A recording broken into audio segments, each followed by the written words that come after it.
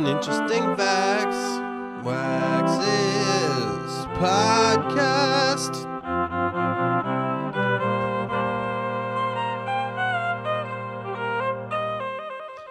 What's up, y'all? Wax's podcast. This is episode 70.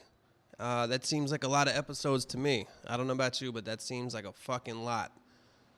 I guess when I get to 100, that'll seem like more. I mean, shit, when I get to 71, that'll seem like more. Not because it seems like anything, because actually, mathematically, it is more. So every time I do another one, it is fucking more. So it's, you know, it's kind of like time, I guess. People were like, it seemed like it went by so fast. It went by real slow. It's fucking went by at the same speed. Second by second, day by day, blah, blah, blah. It went at the same speed, but I don't know what the fuck I'm talking about. Anyway, this is podcast episode 70. Let me start by apologizing. In all seriousness, I know that I said, let me, fuck. All right. Anybody that's been listening to this podcast for a long time, or anybody that's listened to my music, honestly, for a long time, knows that I'm a pretty big consumer of alcoholic beverages. And a couple times in the past, because of this, I felt the need to do these challenges, excuse me, where I challenge myself to go a long time without drinking alcohol or sometimes without smoking cigarettes. And I did it twice. I did one last summer. I did 30 days. Then I kind of got back on that wagon of abuse. And then earlier this year, I did 100 days. Now, both of those times, I was just kind of in it for myself. You know, I was in it just for myself. And if I would have failed, the only person I would have failed would have been myself. Or I guess any fucking loved ones that want me to live longer, I guess. But the only person in those cases that I really would have failed would have been my own self. I'd have nobody to blame but myself. And then nobody to really, what's it called? What's the word I'm looking for when someone's like, you really let me down. Nobody to let down. There's a word, like, you know what the fuck I'm saying. Like when you make a mistake, this always happens on this podcast where there's a really, really easy word, and I just can't think of it at the time. You know, when you try to think of a word, and the more you try to think of it, the less likely you are going to think about it. But, you know, when you let somebody down, what is like, if disappointed, motherfucker, I fucking figured it out. A very easy word to think of, but, you know, I would have nobody to disappoint but myself. So here it comes, me on my little, with my megaphone in my hand, standing on the side of a corner saying, hey, look at me. I'm going to do Sober September.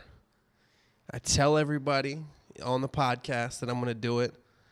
And I'm so confident in myself, I guess, maybe based on my past success, that since I tell people I'm going to do it, a couple people say they're going to do it with me. And then I even made a fucking pledge to dedicate my sobriety in September, as well as whoever is participating in this with me, to dedicate this to a person, Chandler, who recently passed away, who was friends with Dan from Baltimore. I don't know Chandler personally. I didn't know him personally.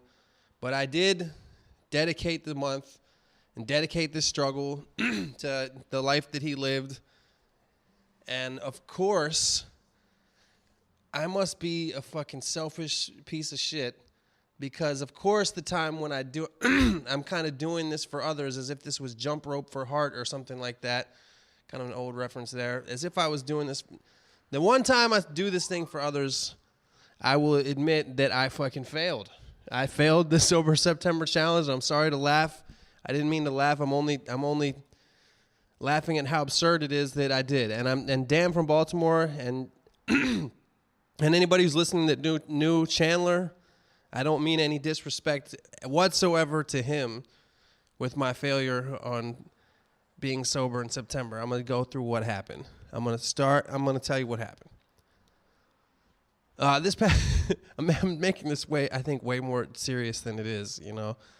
I'm starting to realize that I think that I have like a really big ego. I'm trying to fucking lose it, you know, and I might not I might seem humble. You know, I'm not a dick. I'm not arrogant. I'm not conceited in any way whatsoever. But anybody who has this need to perform, this need to be on stage, a need to fucking talk and make their views heard. I mean, I fucking have just me having this podcast where I don't even have like it's just me. It's just me, and I'm telling you what I think. You know, I have this fucking ego thing, and I don't know really why I brought that up, but what the fuck was I saying that for? I don't know. I guess because I'm making my own shit a big deal all the time. I'm always making my issues, whether it's me trying to be sober or whatever I talk about on this podcast, or when I'm on the fucking stage and I'm singing about things, whether it be serious or not, I'm still trying to fucking be like, hey, look at me, you know? So I'm trying to, the reason I say that is because maybe this isn't as big of a deal as I fucking am kind of making it out to be. Anyway, this past Friday, I had the pleasure and joy of going to my first Los Angeles Dodgers game. I had never been to come to think of it, I don't think I've ever been to, since I've lived in LA for like 6 or 7 years, I don't think that I've been to a professional sporting event up here. The last time I went to a professional sporting event was a Padres game. And before that, I think the last time I went to a professional sporting event was probably on the East Coast. I've been to like Redskins games, Orioles games. I grew up in that area, so that's where I was going, you know? And anyway, the reason I went to the Dodgers game is because my boy, who many of you have probably heard of, rapper Parker, a.k.a. Dumbfounded, a.k.a. Jonathan Park. If you don't know who he is, he's featured on a bunch of my shit. He's featured on, just fucking look him up. He's one of my really good friends. And he's from Koreatown, Los Angeles, and this Dodgers game was Koreatown Appreciation Night. There's a Korean pitcher there. I can't remember his name. I don't remember anybody on the team's name. For all those of you who thought I was racist saying that I can't remember his name because it's so Asian-ish. I don't know anybody's fucking name. I couldn't name one professional baseball player right now, to be dead honest with you. If you said name one active professional baseball player, I probably couldn't even fucking tell you because I pay that little of attention to baseball. But my boy Dumb is a really good friend of mine, and he's been a rapper for a long time. He has a lot of views on YouTube. He fucking has a lot of fans, and he's from Koreatown. And I think what you would kind of call Dumb, and this is not a diss. I would say this if he was here. He's like Koreatown is like a segment of a city, you know what I'm saying? And it's a relatively small pond, but he's a big fish in that pond. So on Koreatown Appreciation Night, he's kind of like a diplomat, an ambassador for Koreatown. When he travels, he kind of represents really hard, and I think people really appreciate that. So Koreatown Appreciation Night comes by, and who are they having throw out the first ceremonial pitch at the baseball game but Jonathan Park, a.k.a. Dumbfounded, a.k.a. Parker. So me, my boy AK, and a lot of other people, a bunch of his boys, his mom, his sister, we all went out to support, you know? So we're out there at the Dodgers game. We're sitting in for those of you that don't know, the right field, like the outfield seats, like not where you would catch a foul ball, where you would catch a home run, like the right field half of the outfield at the Dodgers game. It's interesting. I've heard about this, but obviously I didn't know. I'd never been to a Dodgers game, but that's the section that is the all-you-can-eat section. Like, you pay a little bit more, and you can go there and you can get free nachos, free hot dogs, popcorn, peanuts, and soda. So it's like $40 for a ticket, and you get all that shit for free. And I'm going to digress real quick. And this is especially dedicated to you, Frank Hernandez, if you're listening. Frank went to the game with us, and he's a die-hard, like he's born and raised in LA, and he's a die-hard Dodgers fan. Like, he loves baseball. He loves Dodgers baseball specifically. Keeps up on all the stats. Probably has a baseball app that alerts him whenever fucking Tim McMilson gets on the DL list or whatever. But there's the fucking hot dogs at Dodger Stadium are called Dodger dogs, and everybody, like, since I've been here, everybody talks about, yeah, go to the Dodgers game, get a Dodger dog. You know what I mean? And there, you get them for free in this section, in the all you can eat section. And I just want to let all of you know out there, anybody listening, anybody who might potentially go to a Dodgers game. What the fuck, man? Hold up, man. The fuck's going on with my screen? This thing fucking sucks, man. What the fuck? It definitely doesn't suck. What I'm talking about doesn't. Oh, I just got, hold up. I definitely doesn't suck. I take that. I got a new computer, y'all. I got a new fucking computer. And it's like the fucking Lamborghini of computers, but of course, it has its problems. It's not fucking perfect. What the fuck? Where'd the fucking window go? What the fuck? Whatever. I'm not going to edit any of that out.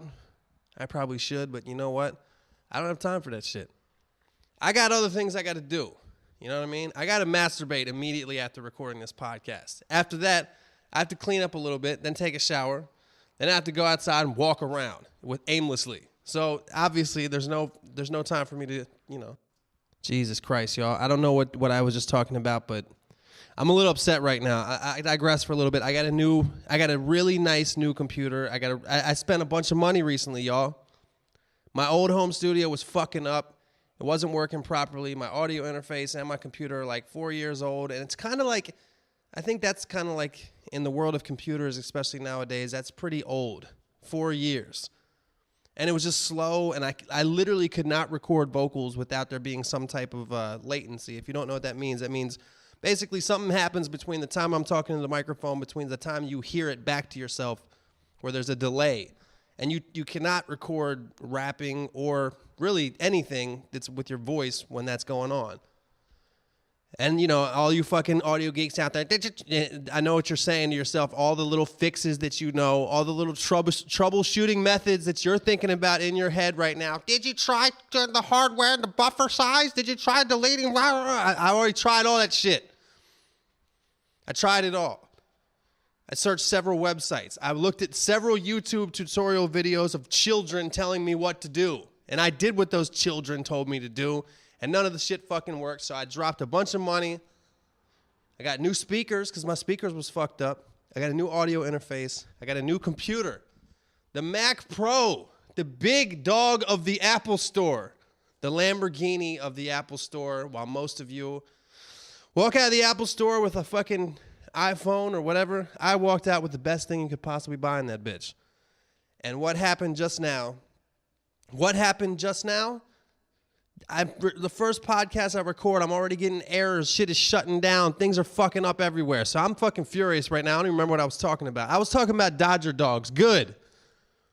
It's a good thing I was talking about Dodger dogs because what I wanted to say about them is they're fucking terrible. The Dodger dog is literally the worst fucking hot dog. Not only hot dog, one of the worst food products of all time I've ever had. If you don't not liking, and you might be like, first world problems, at least you got food. No, this is not a first world food item. This is a third world food item at best. I wouldn't even serve a Dodger dog to the weakest, most starving animal in the world. I think I'd rather let it die.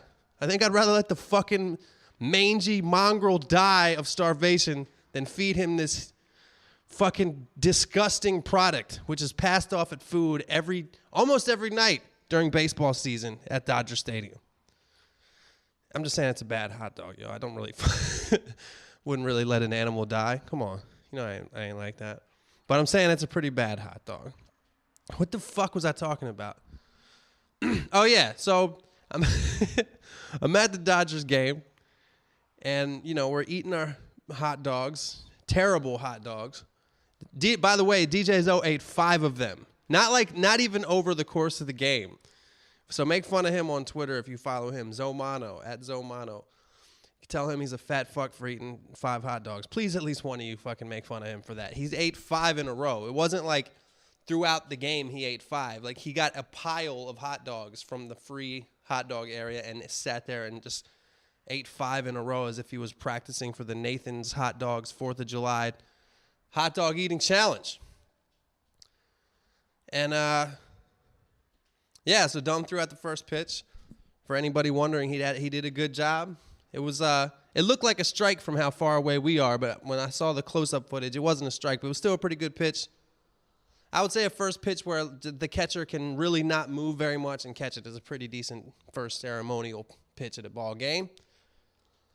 So we're sitting there, it's me, all my friends, and me and AK. AK was at this time, it was September 5th, I believe, and I hadn't drank or smoked all week. Either had AK, and we're sitting there. It's Dodger Stadium, having a great time.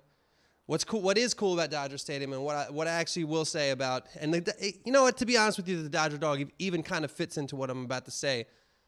I went to Petco Park in San Diego recently, and there's so many like boutique cool restaurants. There's like literally 70 little like weird restaurants where you can get like fucking street tacos, you can get barbecue, you can get like gourmet shit here, this kind of shit here, sushi bar here. Like there's all this shit like that in the San Diego one. And what I like about Dodger Stadium is it's like, it's awesome in the opposite way that Petco Park in San Diego that I just described is awesome.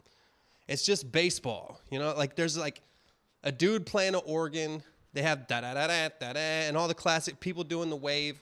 And the only food products you can get are the shit that I've already mentioned. You know what I mean?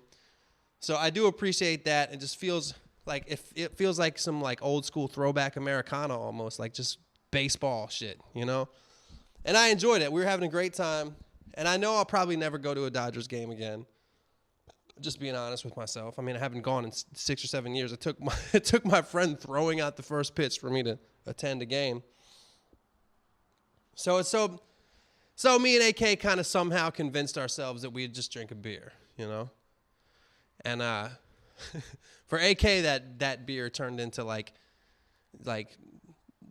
hammered as hell at 5 a.m. For me, it turned into 2 beers, you know? Turned into 2 beers that night. And I've had a couple since, and I'm not going to lie to you guys. I'm really sorry, Dan.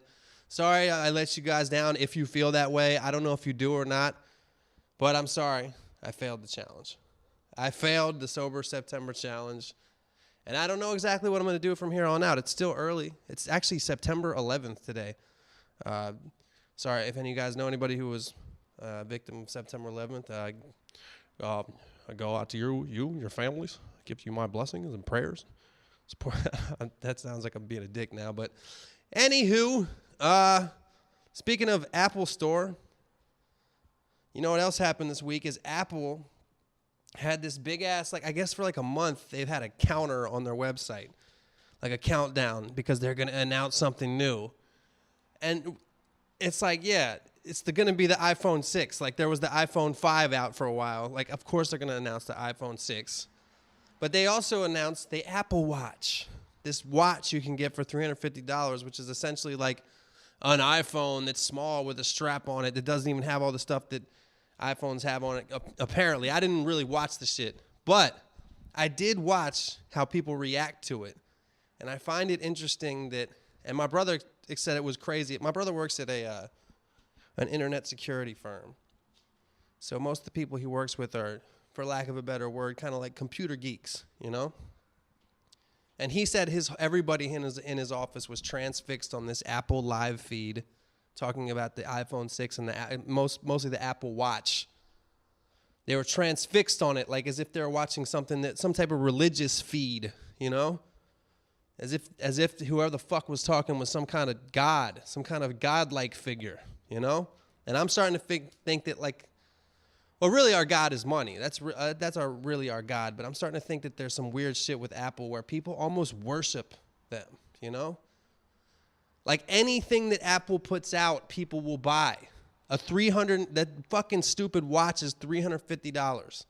And I've seen this fucking guy. There's this guy, maybe a couple of you know him, but like a lot of people in the music industry subscribe to this dude Bob Lefsetz. He's like a writer and blogger, and he sends out like an email that often has like really informative, interesting shit about what's going on in the music industry and his take on how the industry's changing. He's really smart when it comes to like the whole move away from CDs and records and into the digital realm and blah, blah, blah.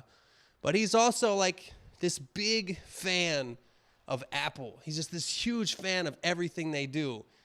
And he's talking in his fucking letter he sent out like, You must be crazy if you don't, he said, if you don't want an Apple Watch, you're blind. And it's like, I don't want a fucking Apple Watch. I think you're the fucking one who's blind.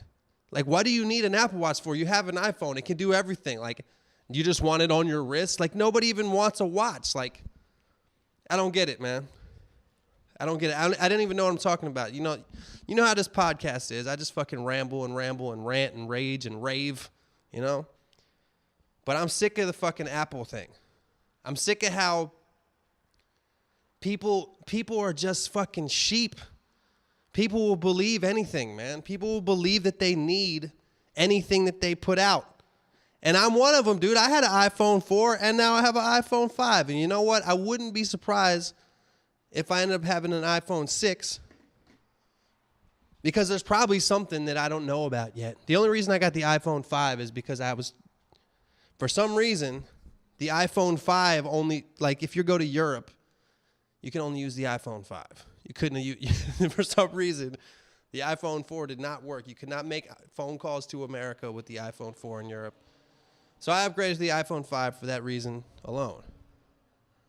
I don't know what iPhone 6 is going to have, but goddamn, this fucking computer, man. Fucking piece of shit. This motherfucker. Well, this is just a skill. I feel like a fucking old man. It's just going to the screensaver.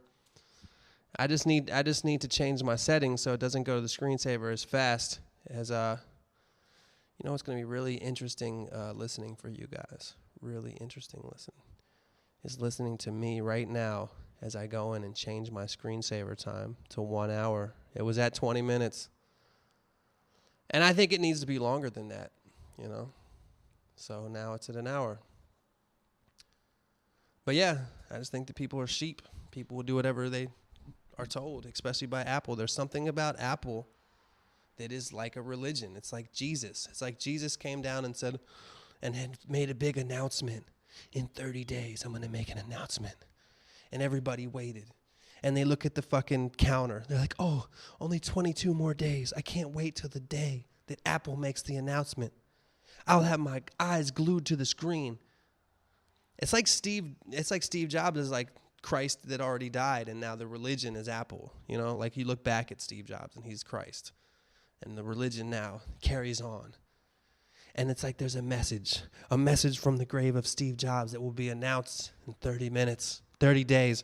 Well, now it was 30 minutes. Now it's 29 minutes. Everybody get by their computer screens, which were also made by Apple. And now, lo and behold, we have a new iPhone. And I honestly don't know what the fucking new features on the iPhone is, but I can't imagine that it's something so fucking crazy that my iPhone 5 is no longer usable. And the Apple Watch, for people to want that just seems ridiculous to me. Like, oh, people don't even rock watches like that. And now people think they need not only an iPhone. I don't think, from what I've gathered, the Apple Watch is not supposed to be a replacement for the iPhone. Now you need a laptop made by Apple, an iPad made by Apple, an iPhone made by Apple, and an Apple Watch made by Apple. This is not to mention that if you look in your area in your house where you keep a bunch of old shit that you haven't sold at a yard sale yet, but you never use because it's outdated, you're going to find your old Apple iPod, your iPod Shuffle, your old Apple laptop, because it's no longer fucking useful, and whatever other Apple products you may have bought because you think feel like you need to buy everything that they sell. And I imagine the $350 Apple Watch was not made for more than fucking couple bucks by some child in China. So I don't even know what I'm talking about, but I'm just saying that people will believe anything, people will buy anything, and I maintain. The fuck is wrong with me today, man? I feel really strange today. I feel like a politician that never got elected ever. For some reason I feel like a politician that ran for office like 20 times in his life, and now he's like 80 years old, but he just never got elected to any office. He always lost, and it was always pretty close race. Made some great speeches, but they were just kind of off-putting, you know? His speeches were just kind of off-putting, kind of anti the main segment of people, kind of stood against the majority of the population. So it's like, how are you going to get elected if everything you say is against the majority of the population? Speaking of which, I stand by what I said last week. Obama made a speech yesterday. Of course, I didn't watch it. I only know about it because I checked my Twitter. Everything that I know about is based on my Twitter. So don't take anything I say too seriously. I'm not very well informed, but I did get the gist of what he said, and I definitely got the gist of this. We're going to be doing airstrikes against the Islamic State, and a large part of the reason that the American public is backing this and behind this is because we look at this as a terrorist organization that beheads Americans and sends us the video. And I said last week, and after listening, I was like, man, like everybody believes this shit? I got to watch this again. So some of you out there might think I'm fucking weird for watching beheading videos, but I watched the fucking beheading videos that were recently made again with the British dude in the ninja outfit. And just anybody out there who's thinking right now, wax is stupid, which is probably a lot of you. Even before I started talking about the beheading videos, you're probably saying that. But before you say this, you're full of shit. What the fuck is wrong with you? You're a conspiracy theorist or whatever. Just watch the shit. I'm telling you right now, it is not that brutal. These videos are not fucking brutal at all to watch because they don't show anybody getting beheaded. It looks fucking fake. It looks really, really fake. And I'm not saying it is. Could be many explanations. Maybe it's fake in a different way. Maybe it's staged, but they still did kill him. Maybe they like kind of tried to make it look good, and they did like take 6, so that's why it kind of looks staged. And then they just cut his fucking head off, and then took a picture of it or took the little video at the end of it, and they didn't show the actual beheading for that reason. I don't know what it is, but all I do know is that, like, I work in this field. I work in the entertainment business. I've seen people shoot videos. I know how this shit works. I know how audio runs. I know how it just looks fucking fake to me. And they start cutting off his head, and no fucking blood comes out. It doesn't make any fucking sense. But everybody will believe it. And now they're going to war. So I don't know anything behind it. I don't know any of the reasoning. I don't know what it is. All I know is the fucking videos look fake. And nobody says anything about it. It's just accepted as real.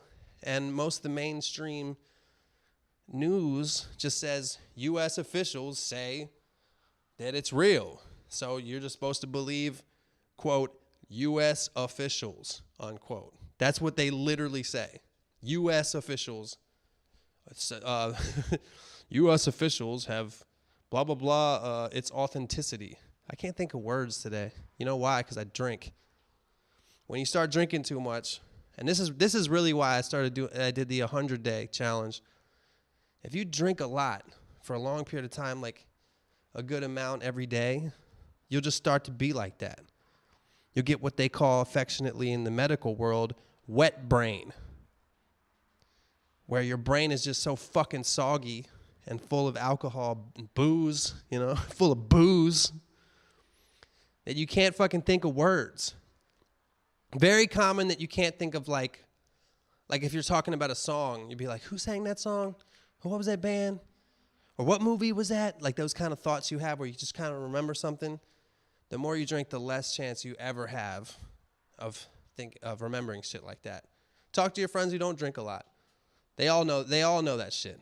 Oh yeah, 1986 when fucking John played the fucking chef in the movie blah, he said, exact quote, "Take me liberty or take me to the store." Why do y'all listen to me? Why do any of you listen to this? Why do I do this? I don't know. The other thing that I had Dodgers game and one other thing written on my notes. I had 2 things written on my notes. Dodgers game and Sean John boxer briefs rather. So let me start by saying this. especially because I started working out. Like this year, I worked out this morning. Shout out to my man Jason H. I went and worked out at his fucking gym. Did some kettlebell shit today, and I feel great, man. There's nothing that makes you feel better than like early in the morning working out really, really fucking hard, and then when you drive home, you're just like, God damn, that was awesome. Even though it was not awesome while you were doing it, it feels terrible, like it's torture while you're doing it. But not torture. Like it feels good, but like when you do the shit where it's like really hard, like cardio exercise, I don't think I'll ever be the kind of dude that like it really, really enjoys that. You know what I'm saying? I'm just like fuck. But anyway, ever since I started working out, especially, I used to wear boxers. I used to wear fucking boxers, and especially since I started working out, I've actually made the change and realized that boxer briefs are 100 times better than regular boxer shorts.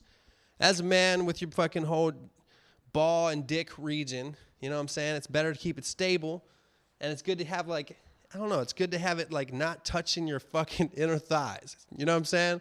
Kind of have it cupped up a little bit.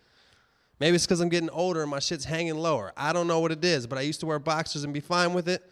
Now I've just realized I did like the A-B test. A, boxers. B, boxer briefs. A, boxers. B, boxer briefs. And I just realized, like, damn. Mostly, like I keep emphasizing, mostly because of the working out shit. Like, it's just way better to wear boxer briefs. So I bought a bunch of them. And I really liked them. But I didn't buy enough that I could, like, really, like, go for a while without doing my laundry, without having to revert to wearing my older underwear, which is, of course, boxer shorts. Oh, here on the BBC. But anyway, I went to Ross Dress for Less this week because I wanted to buy some more boxer briefs so I could get my collection up so I could go for longer with fresh underwear without having to do laundry. Is this rocket science? No. And when I got there, all the fucking ones they had, like they just had like this. It was Ross Dress for Less. You know, if you don't know what that is, it's like Marshalls. It's like Value City, TJ Maxx. It's like a cousin of Burlington Coat Factory, but less focused on coats. You know what I'm saying? And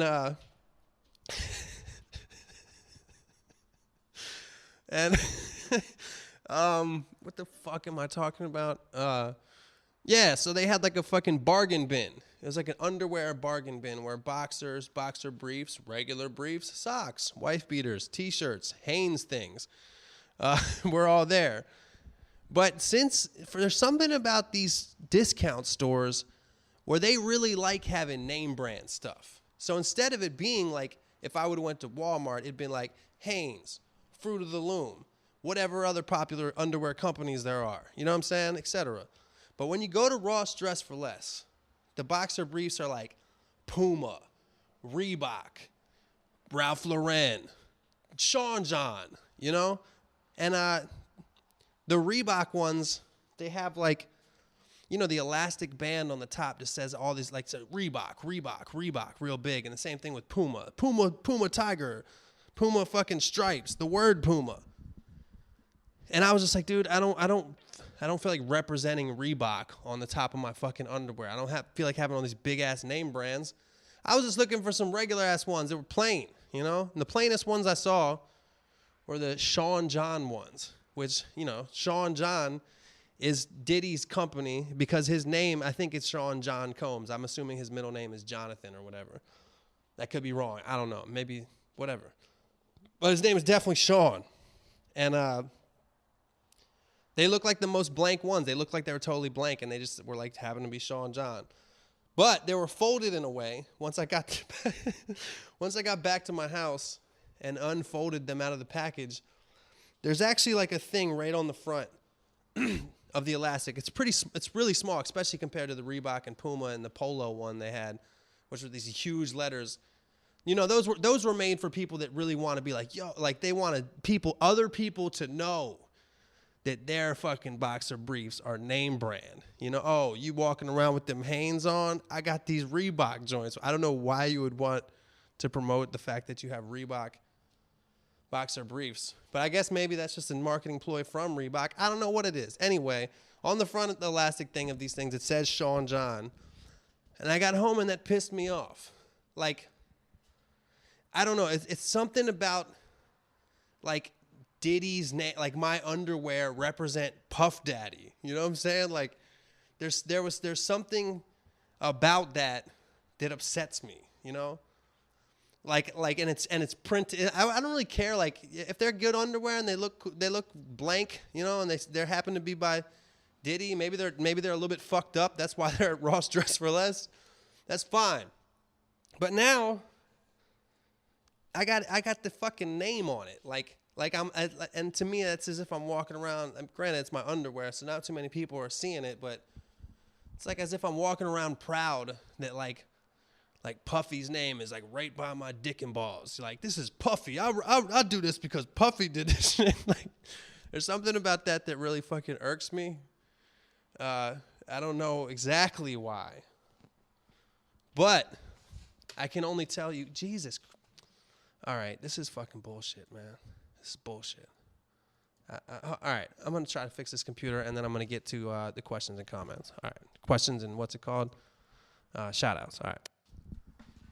All right. This has been a really weird podcast. All right, shout-outs.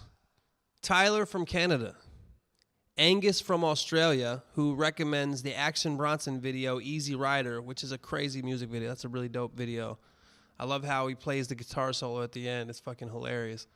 Action Bronson is a funny character just in the entertainment world. He's just like an interesting dude. Like, I appreciate, I mean, you know, there's always a thing like he raps a lot like some other people, Ghostface being the main one. He kind of sounds a lot like Ghostface.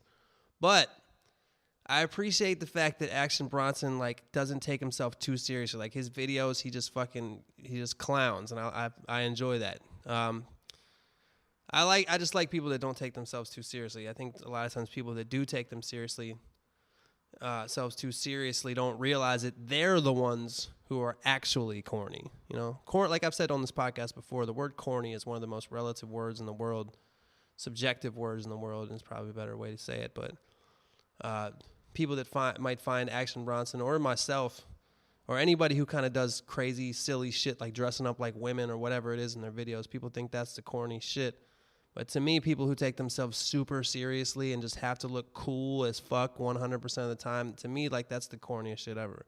So props to Action Bronson, and I recommend that video as well. Mad Myers, Doogie Wowzer, Diamond Beats, Cornelius, TJL. TJL recommends the group The Far Side. That's I recommend that too. Probably my favorite hip hop album of all time, or at least the one that I listened to most when I was a kid, was Bizarre Ride to the Far Side. So I recommend that too.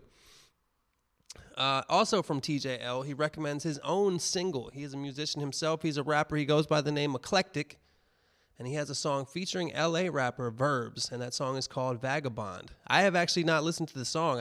You sent me the artwork and the recommendation, but I didn't actually listen to the song yet. But I will say that Eclectic is dope, and I actually played his song on the podcast a few episodes ago, so I'm not just saying that.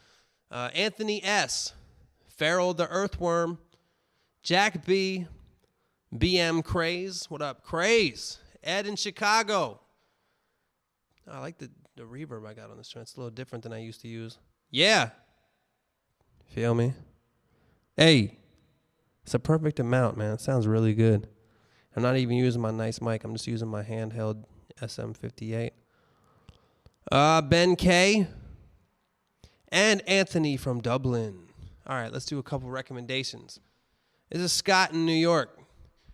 Watched your interview with Snoop. Funny shit. Thought you did a good job. Laughed my ass off the last half of it. He seems really down to earth. Well, thank you, Scott.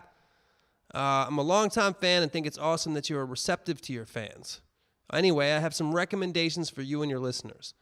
First, a rapper from the UK named Antix, Antix. You can check out his latest video, Breathless, on his site, which is globalantix.com. I gotta admit, I didn't see this shit yet. Sorry about that, man. I should have probably watched the shit before being like, you know, sharing your recommendation, but I didn't. Speaking of that, he also recommends this next thing, which I didn't listen to. The other is a kick-ass newer podcast, The Tim Ferriss Show, Farris. I wonder who the fuck that is. All of the episodes have been awesome, but my recommendation for you is number 21, an interview with Mike Shinoda. He has a really unique way of asking questions and interviewing, I think. Well, that makes me want to listen to it because I'm actually really interested in those kind of things. And I like it when people ask different kinds of questions and shit like that. Shit you wouldn't expect. That being said, dude, I used to... When Linkin Park and Limp Bizkit and that shit was popular, I used to hate on Mike Shinoda so bad. I didn't even know his name at the time. I just thought he was the whack rapper from Linkin Park. I always thought the dude was whack. I ain't gonna lie. I would say I don't give a fuck. Don't think they die. It doesn't even matter how hard you try. I couldn't stand that shit back in the day. I'm sure he's a nice guy. I mean, maybe he's improved. Maybe I'm a fucking hater. Look how well that band did. You know, they fucking sold a gazillion albums. Had a lot of people probably relating to his lyrics. But, you know, at that time I was listening to Mos Def, Kweli, and all the raucous shit, all the lyricist lounge shit, all the sound bombing shit. And I was an underground rap dude at that time. Like, that's what I fucked with as far as rapping. I was also a rapper myself, and I was a rapper that was in a band. And I feel like at that time, and I was all about, like, rhyming mad syllables and metaphors and punchlines. I guess I'm fucking still like that. I don't know, but Fred Durst and Mike Shinoda and rappers that were in bands that were like people, they kind of got away with having shitty rap skills. I mean, Fred Durst was if you listen to that song with Fred Durst and Method Man that Premier did the beat to, down, down, down, and da-da-doom, down, I mean, everybody liked that song. It was a great beat. Method Man killed it, but I thought... So weird. At that time, I thought that fool exposed himself on that song for the whack dude, the whack rapper that he was. I'm not taking anything away from his live performance. I think that Limp Bizkit and Fred Durst included were really good live performers, and they had their own style, and it was perfect for what it was. And his lyrics were kind of like, especially coming from the hooks, like the messages in the song really worked for like the audience that they had. But like I thought on that song, he really like exposed how whack he was. And he never really got shit for it, you know, because he was successful. And that's how it's looked at. If you make money, can't nobody tell you shit. I'm going off on mad tangents today, but I'm just going to tell you straight up that I couldn't fucking stand those dudes back in the day. And, hey, sure people can't stand me either. And I don't give a fuck about shit. Hey, this is from Ciaran OB. What up, Wax? This is a recommendation. Oh, and I'm fully behind this one. My recommendation is Alan Watts. Alan Watts, why am I so... Before I get into this, I feel like today I'm really bitter.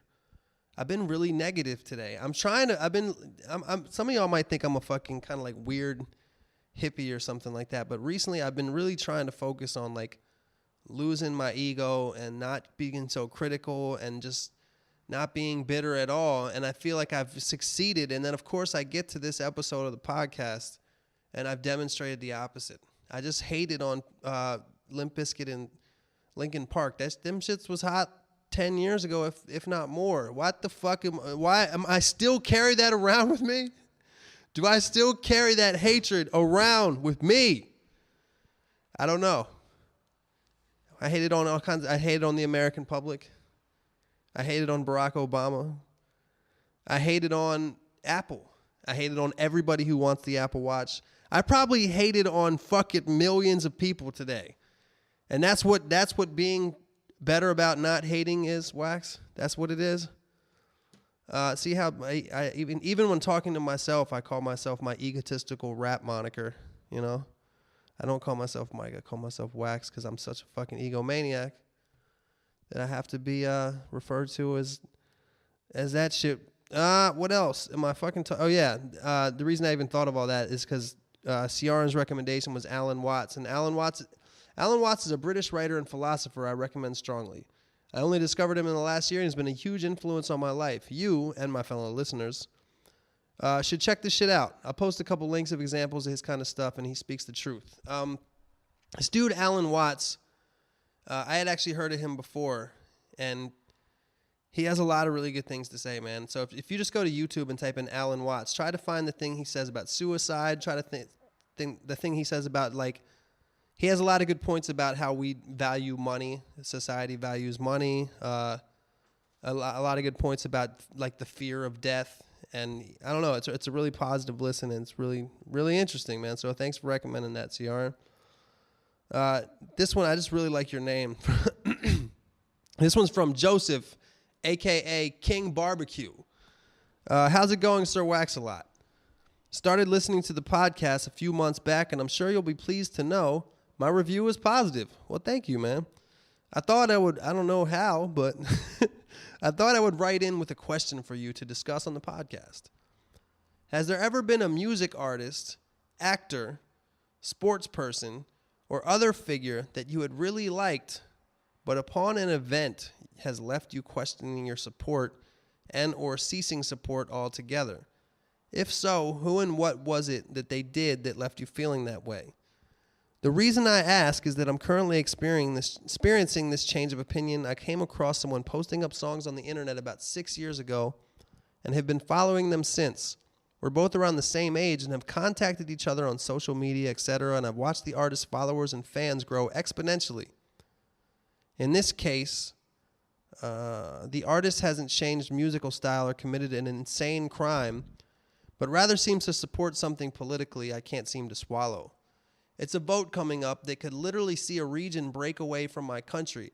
Imagine that happening in the United States. Well, I suppose you would like to lose Florida, ha ha ha. So yeah, I'm having deep thoughts over the whole issue. I hope the topic of a hero losing / testing your support is interesting to discuss on the podcast. From Joseph, a.k.a. King BBQ. Now, the problem is, I put this on the let's read this question list without thinking of what my answer would be. But before we get to that, I'm actually much more curious about your friend, because you're from the UK. I saw that your email was like .co.uk, and you said this person that you respect musically wants to see a part of the country, a region break away from part of the country, from the country. I'm assuming that's a part of one of the islands. You know what I mean? One of the not the main Great Britain section that London is on. Like maybe like a part of Ireland or Scotland. I don't fucking know. I always forget. Like I always learn a lot about UK geography and politics, and then like 2 years later or whatever, however long ago that I learned, I forget it all. You know. And so I don't know what the fuck that means. I'm not exactly sure why that's bad or why that's good. As far as that happening in the United States, I wouldn't like to see Florida by itself. I wouldn't like to see the country, the Republic of Florida. Although it would be hilarious. It would be very funny to see what would happen if Florida was just honest with itself and didn't have to appease to the moral constrictions of the rest of the country, and see if they just fucking went all out and really lifted a lot of restrictions. Although they're pretty strict about certain things, but I don't know. I wouldn't like to see them separate, because I'm afraid that they might, you know, once Florida gets separate, they just be like fucking the cowboy character from Looney Tunes. What the fuck is his name? So Yosemite Sam. You know what I mean? The next, if Florida became its own country, the next nuclear explosion would be because Florida nuked somebody. That's an absolute fact. They would probably like just start gassing Caribbean nations and trying to take them as their own. Like, yeah, we had Key West. Now we got Key Puerto Rico. We got Key Jamaica. Key Cuba. They probably just start taking shit over. Like not in like a way that would be approved in the federal government of the United States. Just like some rogue ass cowboy type government. You know what I mean? And they just do the shit until somebody puts them in check. You know, they probably start trying to take over South Georgia, you know? Oh, man, I don't know. What was the question? Oh, have I ever had somebody that I really liked, but upon an event has left you questioning your support and or ceasing support altogether? I've definitely had, shit, you know, it goes different ways, because I'm always a person that's kind of like, well, I separate the art from the artist. You know, like if Hitler had painted the Mona Lisa would still be the Mona Lisa. R. Kelly pissed on a girl or whatever, kid, I don't know. But I got to admit that I still like his music. I don't really listen to Chris Brown's music, but if he did put out a song I liked, I mean, I know that he's done terrible things. He beat up Rihanna or whatever. But if he put out a song that I liked, I mean, it still would be a song that I liked, regardless of if he did it or if Usher did it. And speaking of which, I don't know. Maybe Usher's done some bad things. What the fuck do I know? But it you know, my point is that what somebody does, I try not to let it affect my opinion of their actual art, the actual product or output that they do. I try not to let what they do in regular life change my views on their actual art, whether it be music or like a painting or something like that. Like, you know, I know Charles Manson makes music. I've never listened to that shit, but who knows? Some people say it's good. If it's good, it's good, man. He might be a murderer, crazy fucking person, but if he makes good music, he makes good music. So that, regardless, my point is, regardless if I've changed my opinion about a person, I try not to let that affect my opinion on their art, you know? And, you know, like, I heard that U2 put out a new album. I don't even know all the information about this, so I'm probably going to fuck this up too, just like I probably did with a lot of other facts that I've spewed out of my ass on this podcast. But I know that U2 like somehow put out their album for free through iTunes. And part of that was they played their new single during that shit I was making fun of earlier. During Apple's live feed, U2 played their single from their new album, and I think that was supposed to be a big promotion for people to get their new album, which I believe you can get for free on iTunes. Probably have to get the new version of iTunes in order to get it. That's my guess. And I'm sure that new version of iTunes has some kind of fucking spyware that... No, I'm not going to go that far with it. But point being, Bono is like this dude who always presents himself as like this fucking Jesus character. I don't know why I'm making another Jesus metaphor, but you know, he kind of presents himself with this air of like, I care about issues and everything, and I want to stop world hunger and promote world peace. And I'm not saying you can't say those things while being associated with the company Apple, but I think just being that level of like corporate shill to me, like, you know, that there was a contract in the back, like, we'll give you, like, between, I guess they're still with Interscope, whoever U2's record label is and U2 themselves, between that entity and Apple, where they just gave them some large lump sum of money and be like, give us your album and let us do shit with it. And, you know, especially considering the fact, and this is not me talking shit that I'm about to say. This is real shit. This is things that have actually happened. I believe it was China where there was a factory where they made the iPhones. You can look this up. There were so many suicides by people jumping out of the window of the building in their workplace that they had to install nets. And you can see it. There was nets before you hit the ground, so you weren't able to jump out and kill yourself out of this building. It's fucking probably essentially a sweatshop. They had to build nets so you couldn't fucking jump out the window and kill yourself. And associating with that company, say what you will, you know. Maybe Bono didn't do all the research, but I know there's been very many like sweatshop allegations. The suicide thing isn't even an allegation; that's just true. And to associate yourself with this company could be considered, immoral by some people.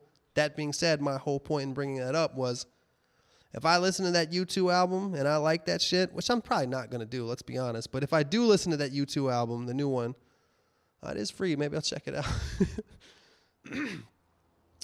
Like you can't get any album for free now. But if I do check it out and I enjoy it, I'm not gonna be affected by their association with Apple. It's not gonna affect me when I listen to the music, you know. All right, so let's go into another one. This is B from LA, which is short for Bernice. who sent me thank you, Bernice, for that email. That was really a lovely email, and you had a lot of great things to say about me. It made me feel good. It really cheered me up yesterday when I read it. But you only had one paragraph that was meant as a question, and you told me just to read that. Anyway, in your last podcast, you proposed a Sober September challenge with the podcast listeners. I thought that was really great that you would try to get others to join you in this month of sobriety, by the way. As I was listening to you talk about it, I was also writing a paper for my English class on how the mind and body work together. One of the questions I was asked to answer was, do you control your mind or does your mind control you? From your experience of going on and off with these sober and not sober phases and having to keep up with the physical and mental demands of being on tour, what do you think is in control? You or your mind? B from LA. The reason that I even wanted to answer this is because I think it's interesting that you even separated the two. Because I've been thinking about that a lot recently. There's this, your last thing is, what do you think is in control, you or your mind? And I think the difficult thing that people, myself included, have in answering a question like that is like, what is the difference between you and your mind? Is you your heart? Is you just like this being of this consciousness that actually can sit back and look at your mind and look at all the thoughts that your mind is thinking as an outside person? There's a lot of people who say that that's the way to happiness, man, to separate yourself from your mind. Like, your mind is really just like everything in our body is built for a reason, and the things that you think in your mind sometimes are based on evolutionary things that really, what am I trying to say here? Society, technology, the way we live, etc., has actually evolved a lot faster than human beings have evolved. So our brains are really still built for us to be out fucking as hunter-gatherers. You know what I mean? So a lot of the stuff that you think, whether it be fear or anxiety, it really comes from a different place than you think it is. It's like you're supposed to feel fear and anxiety because you're afraid of being attacked. And you do feel that in certain ways, maybe in the city, or maybe if you're out at a campsite or something like that. But, your mind is really there to protect you. But I think that in this day and age, something happened where it's not necessarily like something's going on with it, that it's not necessarily there to protect you. And I think because of the fact that we don't need to be protected as much as we used to be, maybe that's what gives you depression or something like that. It's because your mind is telling you all this shit because it just feeds you all this shit that doesn't really apply to you in your life. I don't know. I'm just there. But my point is, a lot of people say there is a separation between you and your mind, and part of the way to kind of be happy and more content with your life is to step outside of your mind and realize that those thoughts that are in your mind are really just kind of like a radio station just playing things. As far as how this affects me with these sober things, there's really no right answer to that question. Like, sometimes, that really ties in a lot to addiction, because all you have to do to stop smoking cigarettes, the only thing you have to fucking do is just not smoke cigarettes. Just don't smoke them. You know what I mean? And then people that aren't addicted to smokes, or people that just kind of don't have like addictive type of personalities, they say that, and they're absolutely right. But there's something that makes you not only want the cigarette, but it makes you go to the store, no matter how far away it is, get money out of your pocket, buy the pack, and then do that repeatedly for years and years and years, even though you know that you're dying from it. So there's really no right answer to that. It depends what kind of person you are. It depends what you consider control. Like, some people, by the way, are addicted and don't give a fuck. There's some people that just don't think twice about things like cigarettes. They're just like, they just kind of accept that they're bad, and they just enjoy it and they do it. Those people live in Florida. So I don't know, man. I just wanted to read that and just think. I just thought it was cool that, I don't know, to separate yourself from your mind is difficult. Like if your being is not just all the thoughts and shit that are in your head, what is your being? I realize it's like your heart and soul or whatever, but like, how do you separate the thoughts that come from there and the thoughts that come from your brain? I don't know, and I'm trying to figure it out. So that's that. This one is from Tom Huijsing. I wasn't supposed to say your last name. It's from Tom H. That's weird. I never say people's last name, and this one I made an effort to pronounce it. But this dude is from the Netherlands, which is one of my fucking favorite places I've ever been. And I'm not just saying that. The Netherlands, Amsterdam, Rotterdam, just beautiful, just beautiful. Yo, Wax, what's up, man?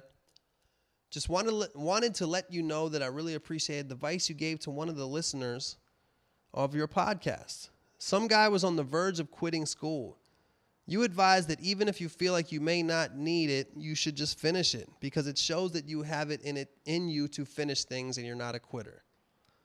Yeah, I did say that, and I stick by that. That leads to my point. I was thinking about dropping out of college. I am studying marketing and communications, but I don't fucking like it. It is just not my thing. I do not know what I really want to do with my life, but I really like traveling the world, photography, and I would really like to start my own company.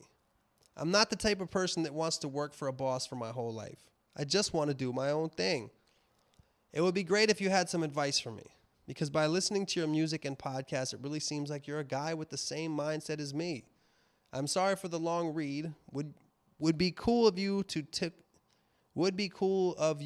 took all the time to read this. Well, English is not your first language, so I'm not going to hate on you for getting having a couple spelling and grammatical errors. Anyways, have a good one today. P.S. Keep the good work up on the podcast. I enjoy listening to that and your music. Here are some pics. He sent me some pics of himself. Hey, thank you. Thanks. He's Tom H. and he's 18. I assume that meant his age is 18 because it says Tom H. 18, and maybe he's the 18th. You know, there were 17 Tom H's before him. The first one was the king, Tom H. of the Netherlands, back in the Middle Ages. Who knows? But I believe you're saying that you're 18, and that would make sense considering your question. So this actually leads back to a recommendation earlier from Sierran O.B., who recommended Alan Watts, the British philosopher. And the reason I bring him up is because when he talks about money, he does the old standard. The old standard question for people who don't know what to do with their life is, regardless of money, money's no object. You have $1 million. You don't have to worry about money. What do you do? So you should ask yourself that question. You say, I like traveling the world, I like photography, and I would like to start my own company. I mean, shit, you could start a photography company that's a travel based, you know? Maybe look for shit with natural. I don't know how good you are at photography, but I will say that you have to perfect your craft before you can do anything and make money off of it. That being said, money is a fucked up thing because it's not something you should think about when deciding what you ultimately want to do with your life, because trust me, I know through experience that it will not make you happy. You can have all the fucking money in the world, and if you can still be miserable and want to fucking kill yourself, and I know that through experience. So what you need to do is figure out what you want to do, and until then, while you're perfecting your craft and while you're setting all your shit up, if you want your own business and you want to do what you love and you want to travel, you might not be able to, because of the way society works, you might not be able to do that right off top. So I would still recommend that you finish school. And by the way, if you're studying marketing and communications, if you want to start your own company, you're going to have to be fucking with some marketing and communications, man. You're going to have to deal with that kind of shit anyway. So it's not going to hurt for you to have that kind of background. While you're in college, hopefully you don't have to work too much to pay for all your bills. And in your spare time, you should be taking mad photos, setting up your dark room or whatever the fuck you do. People don't fuck with dark rooms anymore, I guess. The dark room is just the Photoshop program. But Yeah, man. I think that in this day and age, you might end up having to have a bullshit job for a while just to literally pay your electric bill and shit like that. But if you stick by it, man, and if you stick with it, you could end up doing what you love for a living, man. And it really is a shame, as Alan Watts would say, that some people end up kind of living their life for money, and they do shit they hate to get it, and then they kind of wake up one day and be like, why do I want this money? I spend all my time doing shit that I hate. But there's a lot of different ways to live, and there's the alternate to that where you're willing to spend time doing stuff you necessarily don't, that might not be your favorite thing to do, and then you get home and you got your family and you got your home life, and that's actually more important. A lot of people, I mean, dude, myself included, sometimes, yeah, I get to do what I love. I get to travel the world, but you know what I would love to? I'd love to have a fucking dog. You know what I mean? I can't have a dog. What the fuck am I gonna do when I leave town for 4 months in a row? I don't have somebody that I can just give the dog off to. You know what I'm saying? I mean, that being said, if I can't have a dog, it's hard to have a girlfriend. It'd be impossible for me to have kids. I mean, I could have them, but I wouldn't be a good father. You know what I mean? So you sacrifice things. If your love is work, you might not get certain other types of love that just come from other human beings, man. Like EOM told me that Fonte from Little Brother said. He said a woman's love is life, and a woman's life is love, and a man's love is life. So it's kind of like he made it a gender thing, but I think there's some truth to that. But I think a lot of men too, their first priority is their family. Their first priority is the people around them that they love. I also think there's plenty of women out there, people like Oprah, that their first love is the work. You know what I mean? And the really tricky thing about it is just finding a balance, man. So as far as my advice for you, if a lot of us are not fond of school, man. So just like if you're having trouble in school, just think about it for a little while before getting it done. Because like I told that other guy, it's good to get shit done. It's good to stick through something that you don't necessarily enjoy. It builds character. I think I got 2 or 3 more letters here. Let's do this one. This one's from Patrick, who says, P.S. at the end, P.S. I'll be joining you for Sober September. And I appreciate that, Patrick, and I hope you don't let my failure in Sober September fuck with your month. So, because I've done this shit successfully before. If any of you guys out there listen, we're trying, and now you hear that I failed, don't fail just because I failed. Don't do what other people do. If I jumped off a bridge, Dear Wax, this is from Patrick. I was watching one of your video diaries on YouTube a few days ago. You were visiting the flea market in downtown LA. I've always dreamed of moving to California, and your video really solidified that desire. Interesting that out of all videos, that one would solidify it. I live in a shitty suburb in Utah, and I hate it.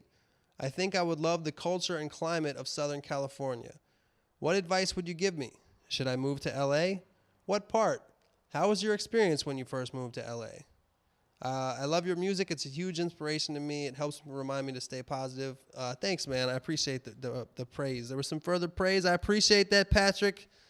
On to your question. If you ask me, I love Southern California. It's always nice outside. It's almost always really, really nice. And I'm sure if you live in Utah, it probably gets a lot colder there than it does here. As far as what part you should move to, I think that's naturally going to be affected by what you do as far as work. Like if you want to be in the movie or music industry, the global capital of the entertainment biz is right here in Los Angeles. And that's really why I ended up here, not necessarily just because of the weather. I mean, if I had my choice, if money was no object, like I said before, and if I had the interest of just bullshitting for the rest of my life, I wouldn't pick where I live now. I would actually be closer to the San Diego area. It's a little bit more laid back there, a little bit less fast paced, and a little bit less Hollywood. It's literally Hollywood here. It's kind of Beverly Hills and rich and and a little fake. Not to, the whole Southern California has that vibe. The whole Southern California is definitely like, as opposed to anywhere else besides maybe Miami in the United States, it's definitely the capital of Botox and fake titties. Like, it's definitely shit like that. You're going to see more nice cars here than you would. It's just a lot of money here, man. It's expensive to live here. You know, and that might, I don't know your financial situation, but as far as asking me what part to move to, that's going to really depend on how much money you have too. Because, you know, if you want to live in Santa Monica or Malibu, it's going to cost you a lot more money than if you want to live in North Hollywood or K-Town or Compton. You know what I mean? So it depends on, I really can't tell you what to do. I would need more information about your life and why you hate where you live. Maybe just try it for a little while. Maybe just be like, you know what? I'm going to move to L.A. or wherever you deem to be the coolest part of Southern Cali. Just move there, give yourself a year, see if you like it, you know? Also depends on what type of person you are. Some people can't live away from home, you know? I've known a lot of people that have moved, that I've met out here, that they can't be away from their family. Maybe that's kind of like what I was just describing a little while ago about different types of people value different types of things. And this makes me feel like kind of an asshole because I'm kind of okay with sacrificing some of my familial relationships. I mean, I still love all my family, but I don't get to see them like I should. You know, I should see them a lot more often than I do. And that includes even my brother in San Diego, you know. But I kind of made a lot of sacrifices for my own selfish needs. And maybe it's not completely selfish. You know, like, you know, this person said, I love your music. It's a huge inspiration to me. It makes me stay positive. Maybe that's where the ego goes away. There really are people out there, I guess, that I'm affecting in a positive way. And I think that's part of it too. But I'd have to know what kind of person you are and how you would feel about leaving your quote shitty suburb in Utah. To be able to give you this advice, man. I think all in all, Patrick, this is something you're gonna have to decide for yourself. And there's other beautiful places too. There's a lot of places in this world you can move besides Southern California. I will say that you're not that far from Utah.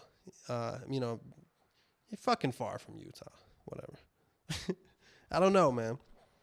All right, I got one more question here. This is from Dalton. Sup, Wax? Dalton here from Toronto, Canada. I've been a long-time listener since the McGregor and Grizzlies days. It's been awesome watching you move up the ranks and gain some fans. You definitely deserve it. I love the podcast, and I'm stoked that you stuck with it so long. I'm reading a lot of praise today. Sorry about that. It's just goes back to today's topic about how I just need people to like me. Just need people to pat me on the back and say, hey, what you're doing really is good. But,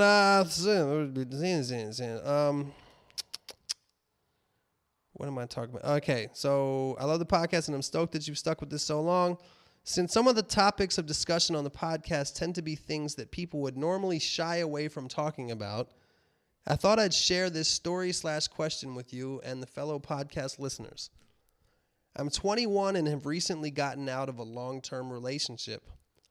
I have started seeing this new girl in the last month who is absolutely amazing and way better than the last girl in every single way. She has opened me up to a whole new world sexually, and I could not be happier. Except there's one thing.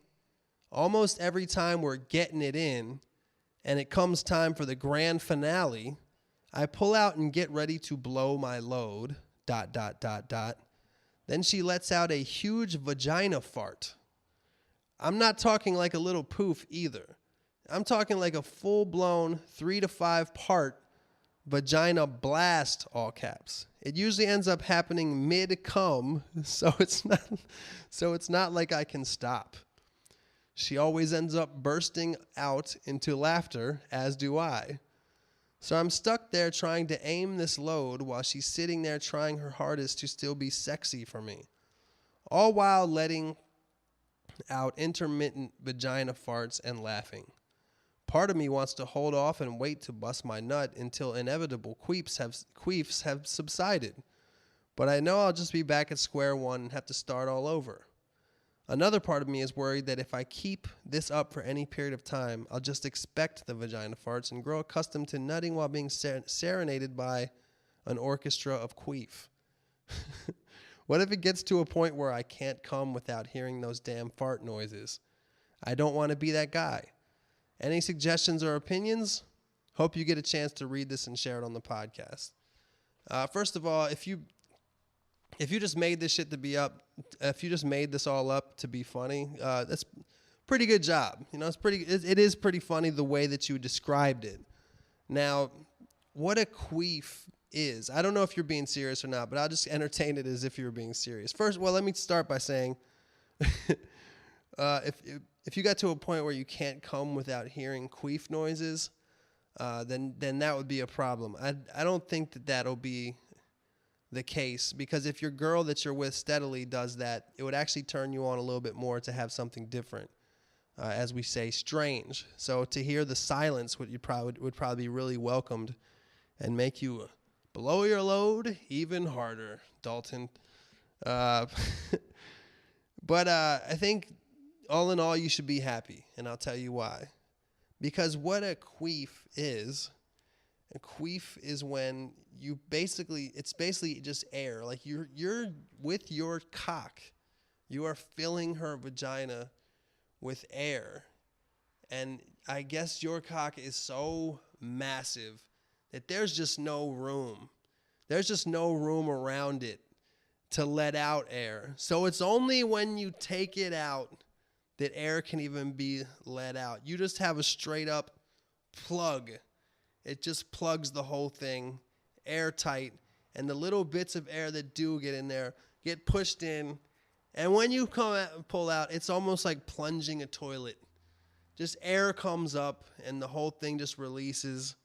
And unfortunately, it makes a fart sound, I guess, for you, especially because I wouldn't want to be laughing while I come. That sucks. You laugh right afterwards. Right afterwards, you laugh. And if you're by yourself, right afterwards, you might even have a shameful laugh, or maybe even cry.